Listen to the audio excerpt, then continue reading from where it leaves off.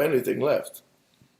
In other words, if we say that there's somewhere, look at this, somewhere along the first year, along the line of the first year, all the money that the Egyptians had made during the 7 good years, sefini, no more, it was gone. And Yosef demands from the Egyptians the cattle and for food, and in the second year for the hunger, they don't have anything anymore. I mean, they don't have any cattle, and therefore comes the Egyptians and they offer the land. And at the end, they offer themselves as slaves to Pharaoh. So the question is, where's the money? What happened?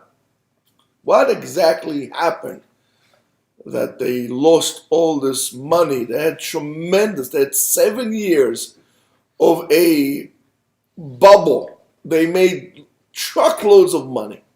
How could it be? What happened? It wasn't a miracle. So I think that's something that you should learn in economy or business marketing, or how to do a hostile takeover or something like that. So in the 7 good years, when Yosef buys everything from the Egyptians, they have 7 years of unbelievable, crops. He buys everything. He buys it all. And he's considered to be a single buyer. He's the only one in the market that buys. He buys everything.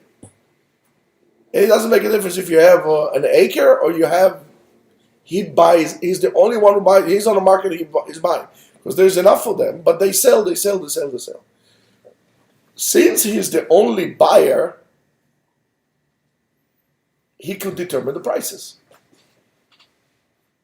Right? Yosef is buying it all, so he determines the prices. And even if he would, establish prices that are what we call rock bottom prices, right?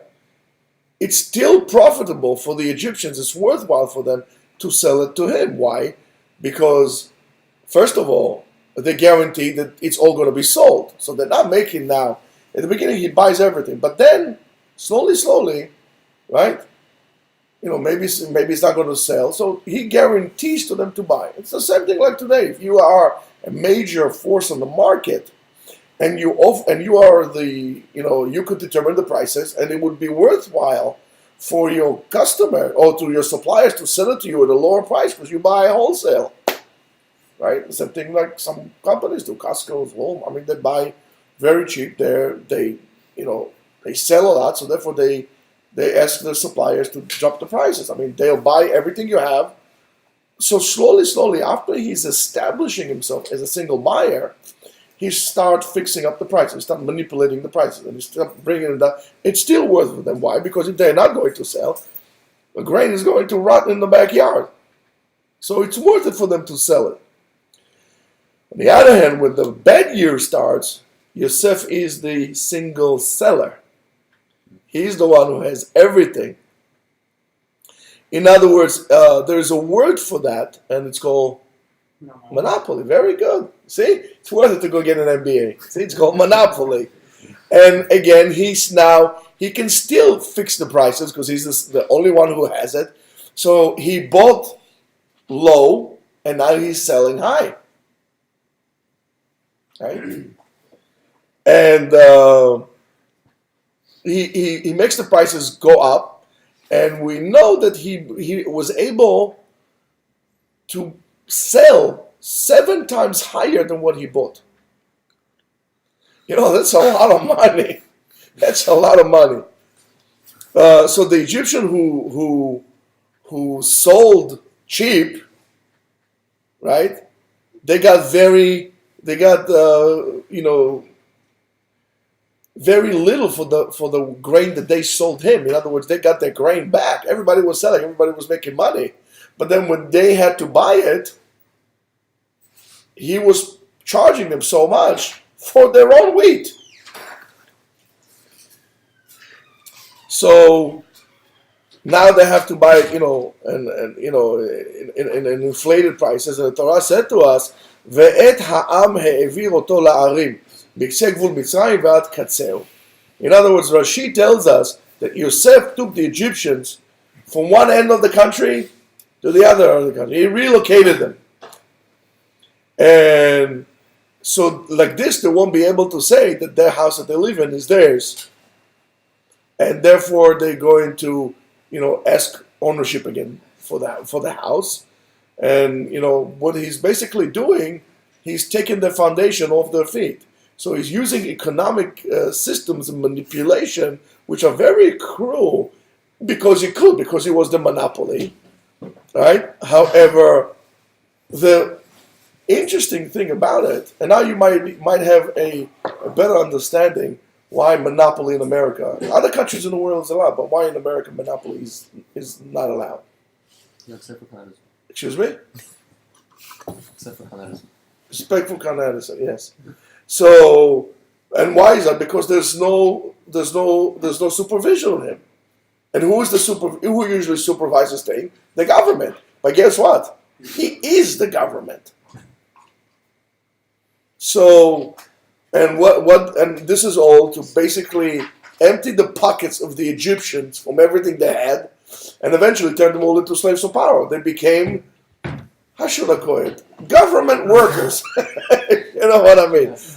I mean, just think about it this way. I mean, it's kind of sideways, it's kind of crazy, and nobody says anything because we take it like this for granted.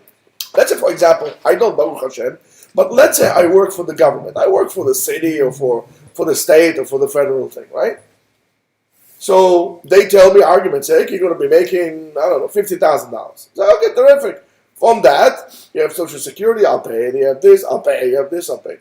But if I'm a federal employee, why is the federal government taking taxes from the money that I got for working for them? Or the city, or the state? Do you understand? Pay me less, don't give me taxes. But that's exactly what Paro is doing. I mean, what Yosef is doing. Slowly, he's reaching into the pockets. And more and more and more and more. You might be making a lot of money, but before you know, with all those like social programs that you have here and social programs you have there, you look at your paycheck and there's nothing there. That's exactly what Yosef was doing. So after we kind of understood what happened to all the money that they were making in the 7 good years, there's another question that comes up. Why is Yosef doing that? Why is he using economy and a very aggressive economy to really oppress the Egyptians? And the answer comes in, if you look at the initial meeting that Paro and Yosef had, when Paro tells Yosef about his dream, and then he adds to the description of the dream, that pasuk. It says, "V'tavona al kirbana velo noda ki ba'u al kirbana," and they swallow it, and it looks like they didn't swallow it. Umarehen rak asher haya batchila. They look just as bad as they did before. In other words, the bad cows swallowed the good cows, and it looks like, like nothing happened. I mean, they stayed skinny and they stayed looking bad. So Yosef understands from that he has really a mission. He needs to execute this dream and to really put it into an action, into work. He understands that if you'll buy from the Egyptians the crops in the good years in the same price in which he's going to sell them during the bad years, the Egyptians again will, since they made so much money, tremendous amount of money in the good years, they're going to spend it on the same food in the bad years, and at the end of the 14 years, they're going to be in the same situation that they were before. For example, if they had, let's say, I don't know, they sold, a pound of grain, I don't know what I'm just saying, a ton of grain for $100, and now they're buying it $100, so nothing lost, nothing gained. There's nothing. So he says that's not my way of doing business. I'm here to make money. I'm here to make business. I need to execute this dream. So, and they would not feel the hunger. because he keeps on selling them everything. And in order to fulfill what it says, ולא נודע כי באנו על קרבנה ומראיהן רע כאשר היה בתחילה, it wasn't evident that they were swollen, they looked as bad as they were before. So in order to do so in the beginning of the first year already, so the Egyptian will feel the hunger as if there was no 7 good years. At the end of the first year, all the memory and all the profits and all the gain was gone. Yosef knows, because that needs to happen, so therefore he understands that he needs to use his power as a monopoly in order to fix the price. Can you turn this off, please? In order to fix the prices and to really be Mekayim Ratzon HaKadosh Baruch Hu, as he was the will of God, as it was transferred to him through the dream of Paro. He's basically, Yosef is executing. Yosef is not, he's not getting anything out of this. But he's a very interesting person because he's very much so want to execute the will of God as he sees that comes to him through the dreams that people come and tell him. He's very gung-ho about that. So that's a very important point to understand about Yosef. Why is he doing that? Okay, he didn't want to be a millionaire, right? Indirectly. Who wants to be a millionaire? But as you could see, by the way, you could have a lot of money. Then the government can one day come and says, you know what? We take all your money. We freeze all your bank accounts. We use all the money. You ain't got nothing. Basically, it could happen. Don't think it can't. And we'll kind of bring this to the second portion of what I want to tell you. Now remember what I just said. An experience that sometimes happens, that sometimes we feel, is when a person is dreaming and he's aware. Sometimes it happens to you. You are dreaming, you're sleeping, but you know you're dreaming. Mm-hmm. Right? So it's a very interesting phenomenon that happened to us. Of course, this has to do with our lives as well. I'm not going to sure you want to hear it. But hey, in a state like this, it's what is most difficult is really to try to wake up from the dream. And the anxiety that we develop for being stuck in that dream just goes up and increases and goes on and on and on. To the point that sometimes you jump like this out of bed, and you know it's a bad dream, and your neck is stiff because you're dreaming, and you know you're dreaming. And he tells you it's a dream, but you are afraid you're going to be stuck in the dream. And we develop, it's an anxiety. That's why somebody can get up in the middle of the night and have a panic attack because of a dream he had. It's to be severe things, but it could happen. So when Yosef comes to, equating himself to his brothers, he's asking them to come back to Mitzrayim, to come to Mitzrayim. And his argument is, and I'm quoting, Kizesh Natayim Hara'av Bekerev Haaretz, there's going to be, within 2 years, there's going to be hunger in the land. Ve'od 5 shanim asher en charish ve'katzir. And there's going to be 5 more years, pay attention to the numbers, 5 more years in which there's not going to be any harvest, or any planting, nothing. It's going to be, he goes according to the dream that he had, 7 and 7.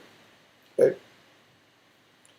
In other words, that by using those words, Yosef is exposing to them his secret information that he has. As they say, it comes from a high source in the Pharaoh's cabinet, right? He shares with them this information, as again being a very, very high-ranking official, an Egyptian official, and that is information that causes, of course, Egypt becoming so rich and so wonderful and developing so greatly. By the way, for me, it reminds me a lot about China. That's a different thing. The economy is booming, everything is fantastic, and it's very, very nice.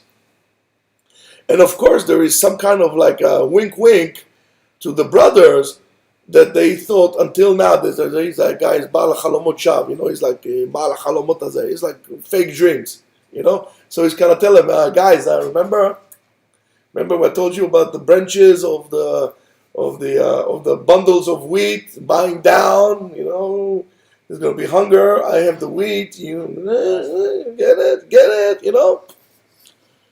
So now, of course, that it's clear and evident to them as well that his dreams really became a reality, became true.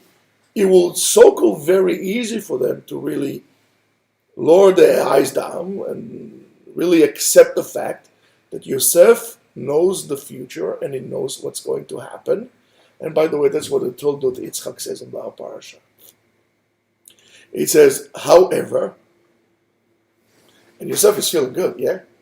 He says, brothers, don't worry, go get pups. Here, I'm here, I'll take care of you, But just at this point, already remember, 2 years had passed. And we talked about the first year, when in the first part, we talked about the first year and then the second year. Remember? I didn't go into the third, the fifth, and so on and so forth. We just stopped at the second. So at the peak of Yosef, when he is feeling as at the top of the world, right? He's feeling great. He's about to tell them, told you so, right? Don't trust a brother. I told you so. All of a sudden, there's a little cloud, the black cloud is coming down. And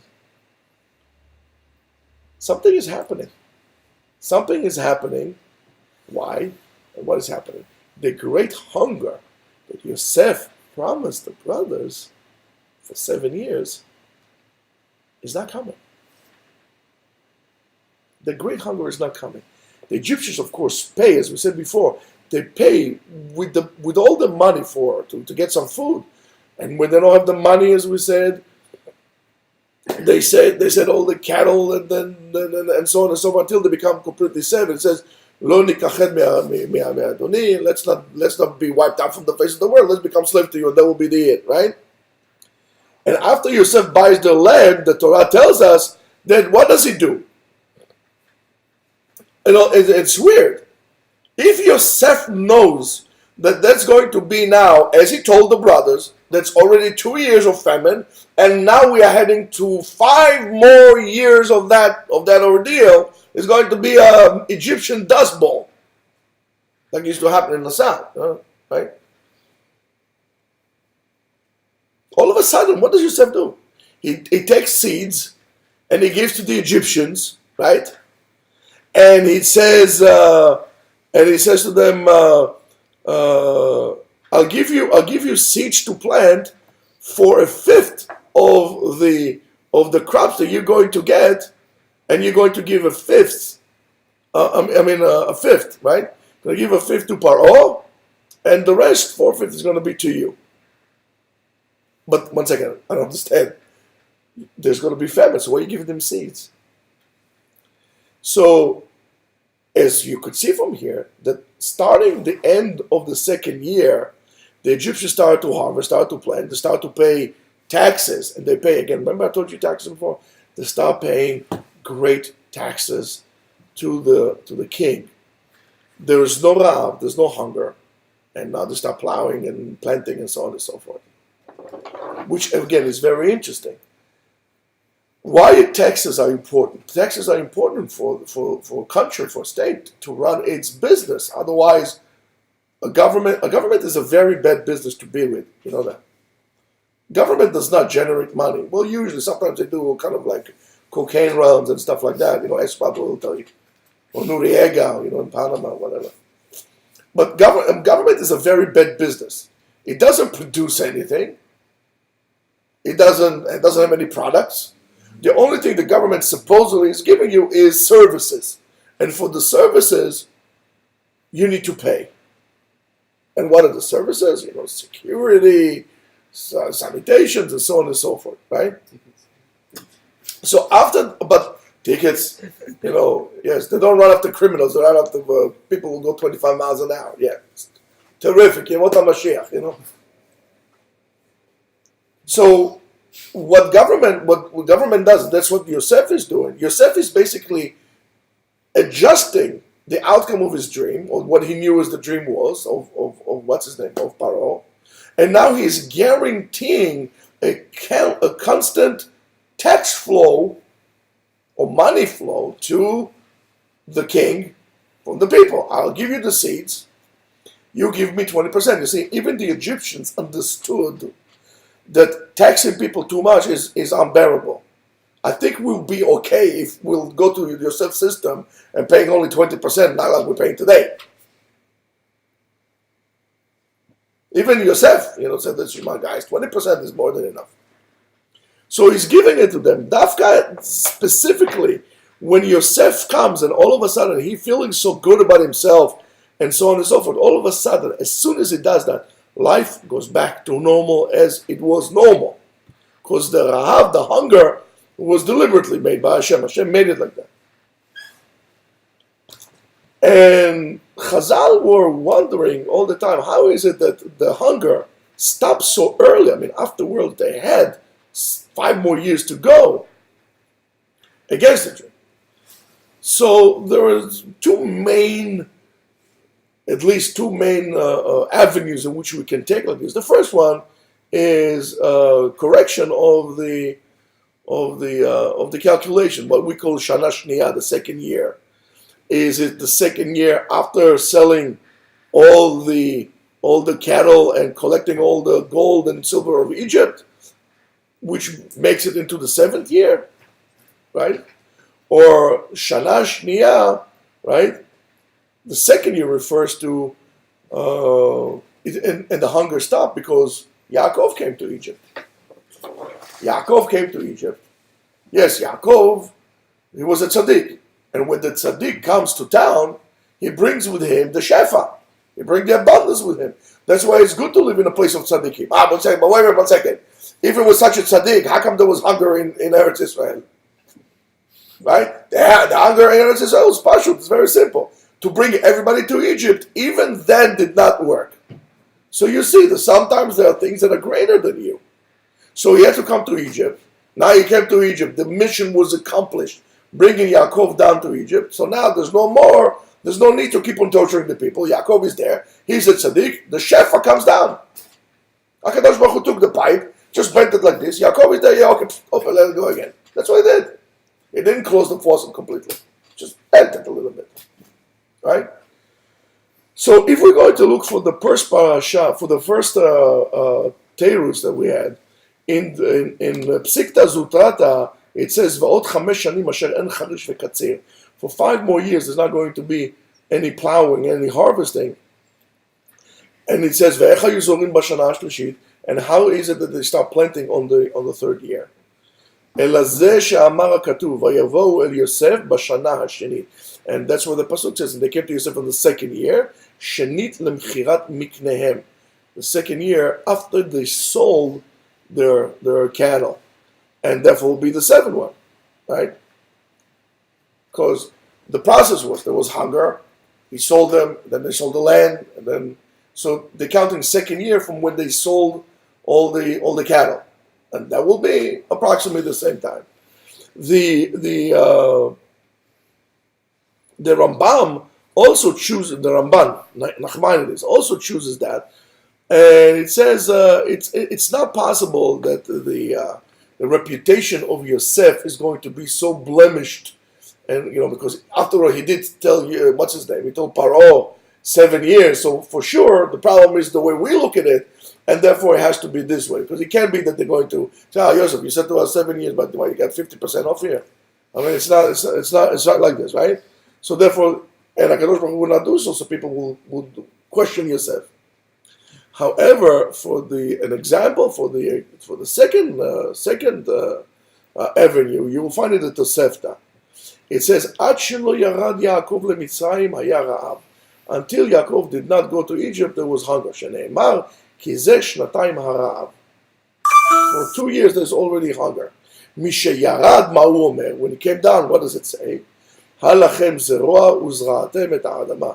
That says in Masechet Sotah, in the Yud over there, it says that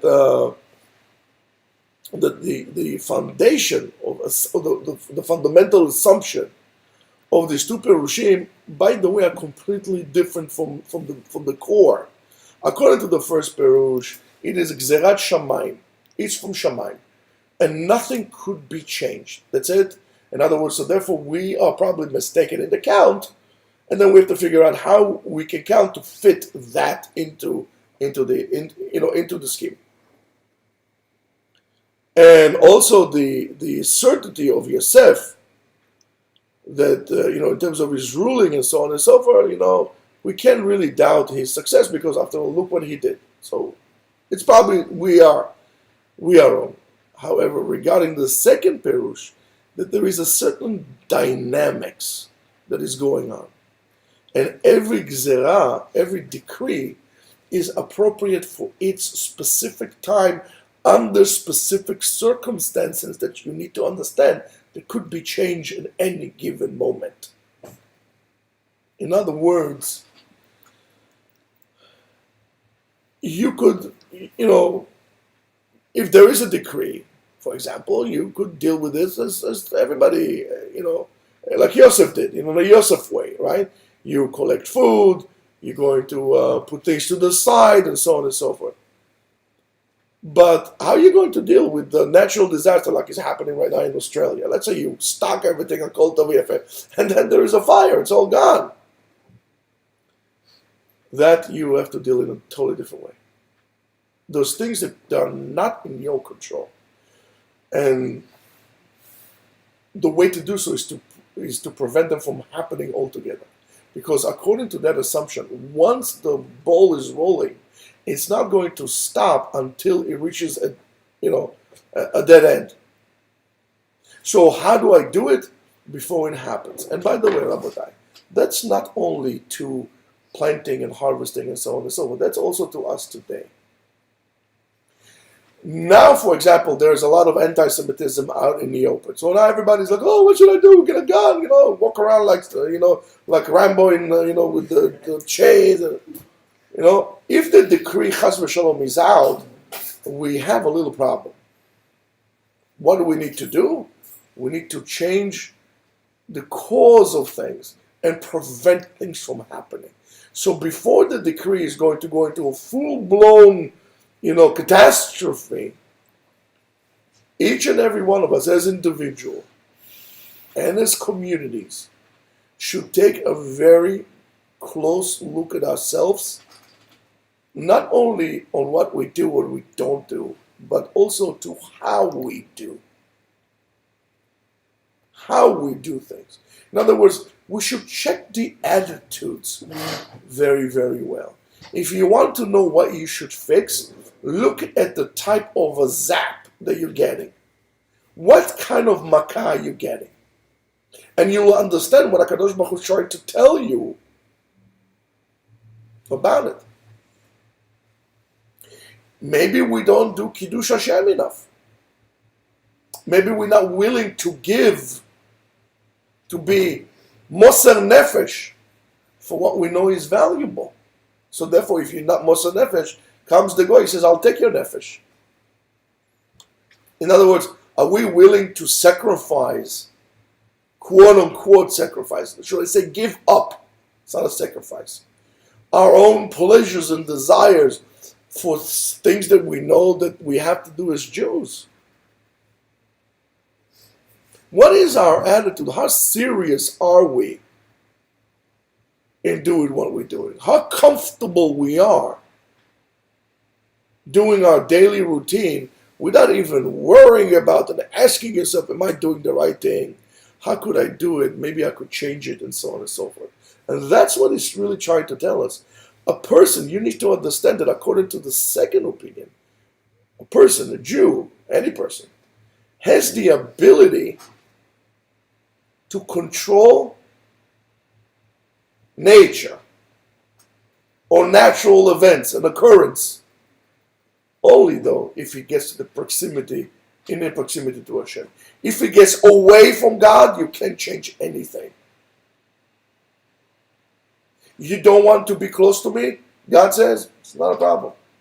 You want to be like the rest of the people? Not a problem. In the rest of the world, nature, Darwinism, and all kind of garbage like that. What do we have? Survival of the fittest. Right? The fittest survive. No, just kidding. What's the law of nature? The strong eats the weak. You never see a gazelle eating a lion. Oh, we see a lion eating gazelles. Well, look at you guys. You don't look like lions to me. You look to me more like little Bambis. You want to be like everybody else? It's fine, not a problem. You're on your own. Habibi. Bechavod. It's all to you. Go out and they'll eat you alive. You want to be above nature? Well, that means you have to come closer to me. And then things happen to you in an unnatural way. Then you can control the cause of events of things. Sometimes we go to such a catastrophe, HaKadosh Baruch Hu actually gives us something. So the guy is pathetic, he gives us something. Like it happened after the Holocaust, and we got the right to have a state. I mean, thank you very much, the United Nations, right? That you allowed us to have a state. Okay, thank you. But it was so bad that the HaKadosh Baruch Hu said, okay, let me give him a bonus. Do you do that? Do you check your attitude when you do mitzvah? Do you live your life like a Jew, or you a Jew that lives like a Gentile? As I told you a million times, if there was no reward for mitzvot and there would be punishment on mitzvot, it will be just the written word of God. God says, "Don't eat pig." If you eat pig, you don't eat pig. No rewards, no punishment, nothing. Would you eat pig? I'll tell you, bet you a lot of people would. Where are you holding? You think the taser is going to help you? If you're going to get a taser, if something comes to a guy the size of like King Kong, it's going to help you with a taser? And what happens if he touches you with a taser? You're going to tase yourself together with him. You learn electricity ever in your life. You think that's going to help you? And what now? Why now? So you can come in with all your social theories and all kind of garbage like that. But really, I say you have to understand how it works. We can change the course of events depending on our proximity or yearning to get close to Hashem. Maybe we can offer another option to that, is that Yosef is trying to hint to the brothers that if they're not going to come back to Mitzrayim, there's not going to be Charish v'Katzir. In other words, there's not going to be any natural, plowing and so on and so forth. But if you're going to come, things would change. And everything could be the surprise, it's quite of a surprise, how the outcome would be, we don't know. And maybe that's the reason why Yosef is actually willing to hear the Egyptians to invest in plowing and planting and so on and so forth. Because common sense says that Yosef should have prevented him from that. But Yosef understood that all his effort to prevent this is nonsense. Yes, he had the dreams. Yes, Paro has the dreams. But more than that, Yosef understood in those moments that he's convincing his brothers to leave the Holy Land and to come down to Mitzrayim. That basically what he understands, maybe we could say, he understands in that moment that Paro's dream is really a continuation or manifestation of his own dream. And those dreams are kind of joining together. In other words, there is a divine plan that's going to make things happen. And that's what puts those dreams together. And Am Yisrael needs to go Mitzrayim because the promise that he made Abraham. And the whole issue of having 7 good years, having 7 bad years, This is just an excuse to make that plan in motion, to get the plan in motion. In other words, the dream of Paro is a dream within a dream. And if Yaakov and his sons will come to Egypt, the reason of making another 5 years of starvation will go away, because now they can. It's already dead. He understands that that's what it's all about. In other words,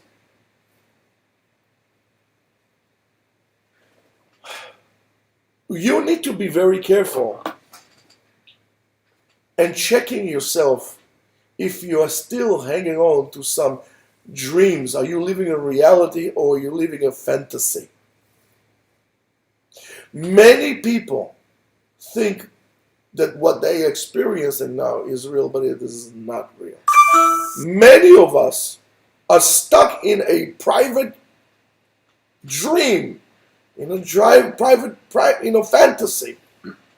And that fantasy that we are stuck in does not allow us to go and move forward with what we know that God wants us to do. And He did tell us what He wants from each and every one of us. But we try to do whatever we can not to, because we don't want to get up from the dream to reality. However, we're developing anxiety because this is not a good dream. It is a nightmare. And we kind of stuck with it. And it's therefore you need to understand that whatever HaKadosh Baruch Hu said will happen. This way or the other way, but it would happen. And there's nothing you can do to avoid it. Your free choice will manifest itself in what do you choose to do about it. How are you going to choose to react to it? In other words, we all know that we have to travel from point A to point B. And there's nothing we can do about it. You can't stop in the middle, and you can't go to C or to W. You're going to go from A to B. How are you going to go about what you're going to do on your way? That's your choice. That's how your free choice manifests itself. So, all this time, at the peak of his ecstasy and feeling terrific, Yosef has a revelation that it's not his dream, it is not Paro's dream. I don't have to make my dream come true. I didn't wish upon a star. Paro's dream is not important. What important is what HaKadosh Baruch Hu wants will happen. Yosef at that point, and that's why he's called Tzaddik. I mean, until this point, Yosef is really, not the best of all characters. He is childish, full of vengeance, whatever you want to say about Yosef.